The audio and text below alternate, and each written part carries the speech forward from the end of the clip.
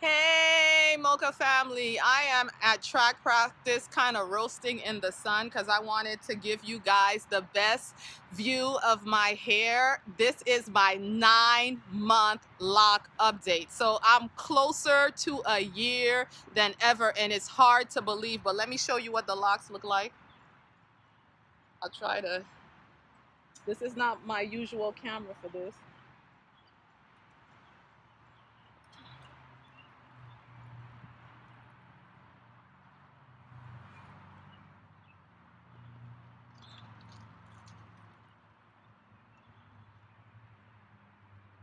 Yes, I'm loving it, but I really wanted to come, and I will insert pictures as I'm talking about my locks. This has been an interesting month for me. I know a lot of people that do lock updates, when they get to these months right here, they always talk about how there's not much changes, there's not much to say. But for me, there's been a lot going on the mental end of things. I feel like this month has been a journey towards self-acceptance, and that's what I think is one of the greatest gifts of locking your hair, because when you lock your hair, you just have to roll with it. There's not a whole lot you could do to affect the way your hair looks, and the only way to have peace, especially at this length where I don't have a whole lot of styling options, the only way to have peace is just to go with it and just to flow with it and just to accept what you're working with. And in my case, I think I've entered what they call the teenage lock stage. As far as I know, there are about 3 stages of locking your hair. And everybody knows the baby lock stage, when you first put in your lock. The middle stage, where I am right now, where you know your hair is locked, but it hasn't completely condensed to what it will be, that's called the teenage stage. I still have budding. You'll have budding forever as your hair grows. That's all part of the lock process. But you know, really, I think what distinguishes it more than from the mature lock stage is how much your hair has condensed. But and then the last stage is the mature stage. So I think I've entered the teenage stage, because I posted a picture on Instagram not too long ago showing how my hair kind of settled into this part right here. And this isn't how I typically part my hair. I usually part everything going this way so that there's a lot more distinction between this side and that side. And when I do that, the locks want to fall back this way. And before, I would be able to keep it going the way I want, but now my hair does what it wants to do, and it can be a true source of frustration. And almost to the extent where some days, and it always happens at the most inopportune time, when you have some kind of event to go to and you want your hair to look a certain way, that's the time when it wants to do what it wants to do. And I think that's true of natural hair in general. I've talked to people, even my girls, they have their moments of frustration. One thing that they hate more than anything is shrinkage. You know, they'll admit that, yes, my hair is long, but what does it matter? Because it shrinks up the minute I encounter moisture. If I get it wet in the rain, or if it's just humid outside, if I do a set, it just comes out. And they just find it to be tremendously frustrating. And I even had one daughter ask me, why can't I get my hair to be shiny? It just looks, it doesn't look as shiny as I want it to look. Now, her hair didn't look dry in any way. It still had the natural healthy sheen, but she wanted the kind of shine that you would find with looser curled hair or straight hair.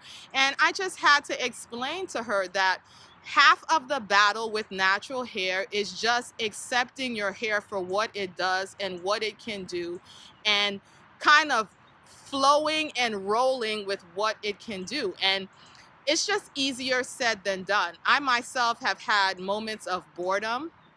Recently, I watched a video called The Ugly Truths about natural hair, and I'll link it down below.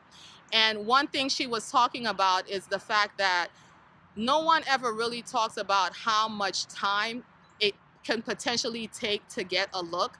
A lot of times people get on YouTube or wherever and they demonstrate different hairstyles, and sometimes with fast forward and everything, it just doesn't come across just how time consuming the process can be, from your dirty head to detangling through what you have, doing all the steps of conditioning, deep conditioning, setting, waiting for it to dry, taking out the set. It all just takes a lot of time. And to a certain extent, unless you're the kind of person that really enjoys working with your hair, the extra time that it takes just may not be appealing. And I confess that one of the biggest reasons why I was drawn to locks is that it's less time consuming for me than having long, loose, natural hair. And so I wanted to grow my hair out, and I knew I wasn't going to be taking the time it took to manage long, loose, natural hair. And so it's a legitimate position. It's a legitimate feeling and thought to have. But I know for me, it's not enough for me to run and relax my hair again. It's not enough for me to try to fight the other side of the fight that you need to fight if you use thermal methods to straighten your hair. You know, once it's straight, then you still have to battle the heat and the humidity and reversion and what that looks like. But no matter what, I feel like the more you go against what your hair wants to do, the more the frustration rises up in you. So the true path to peace for me, and the true path to happiness for me, is just to be accepting of my hair and to celebrate really what it can do. No, I don't have long, flowy hair that hangs and drags, but I have incredibly wonderful, vibrant hair that rises, and you know, can I celebrate how big it gets? Can I celebrate how full it gets? Can I celebrate how versatile it is? And in my case with the locks, it's fuzzy, but truly I can go into any environment, and however it looked when I walked in, that's how it looks when I walked out. And I love that about my locks. I really do. This awkward in between stage with, you know, the shape being not all of that, you know, that's just something that I just have to work with. The more time I spend being frustrated with the way it's sticking up and sticking out, or not doing what I wanted to do, the more time, the more I'm giving away my peace, is basically what I'm saying.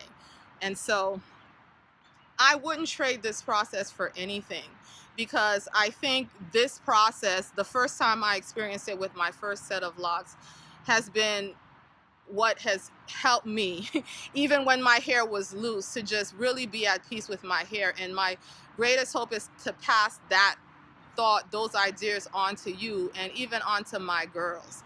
You know, make peace with your hair, make peace with it, make peace with it, make peace with it the way it is and with what it can do. So that's all I have for you guys. I'll be back next time with another lock update for you guys, but I will see you in the next video. Be blessed.